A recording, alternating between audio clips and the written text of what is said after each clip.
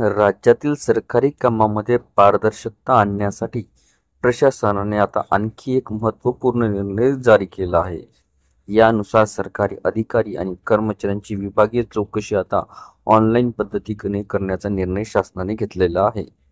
आवश्यक त्या साक्ष ऑनलाईन घेताना ही साक्ष नोंदवण्यास सरकारने मान्यता दिली असून आवश्यक सुनावणी ही यापुढे व्हिडिओ कॉन्फरन्सद्वारे घेण्याचा निर्णय घेण्यात आला आहे.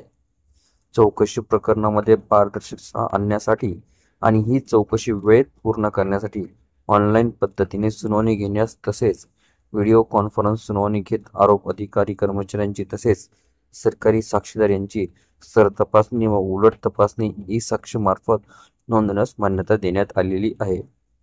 सामान्य प्रशासन विभागाने अलीकडेच याबाबतचा शासन निर्णय जारी केला आहे. त्यानुसार अप्पर मुख्य सचिव, प्रधान सचिव, सचिव आणि विभागीय चौकशी अधिकारी यांच्याकडे सोपवण्यात आलेल्या विभागीय चौकशीची प्रकरणे ऑनलाईन पद्धतीने चालवण्यास मान्यता देण्यात आली आहे. यात आरोप असलेल्या अधिकारी कर्मचाऱ्यांची तसेच सरकारी साक्षीदार ज्या जिल्ह्यात कार्यरत आहे किंवा राहत असतील तेथे अथवा शेजारी जिल्ह्यात जिल्हाधिकारी कार्यालय, संबंधित प्रशासकीय विभागाच्या अखत्यारीतील कार्यालय, जिल्हा मुख्यालयात उपस्थित राहून साक्ष नोंदवाव्यात असे निर्देश देण्यात आले आहेत. या निर्णयामुळे चौकशी करणारे अधिकारी यांचा वेळ वाचणार असून चौकशी जलद गतीने होणार आहे. विभागीय चौकशीसाठी अधिकारी कर्मचारी तसेच सरकारी साक्षीदार यांना राज्यभरातून यावे लागते. ही प्रक्रिया लांबवण्यासाठी अनेकदा रेल्वेची तिकीटही मिळाली नाही, बस मिळाली नाही अशी तकलादू कारणे दिली जातात. तर निवृत्तीनंतर भत्ते मिळत नसल्याने किंवा आजारपण किंवा वयाचे कारणे चौकशी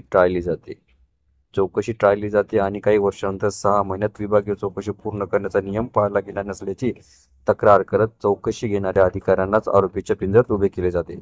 हे सर्व प्रकार टाळण्यासाठी ऑनलाईन सुनावणी आणि ऑनलाईन साक्ष नोंदणीला मान्यता देण्यात आली आहे. आपल्याला व्हिडिओ आवडले असल्यास चॅनलला नक्कीच लाईक, शेअर आणि कॉमेंट्स करायला विसरू नका.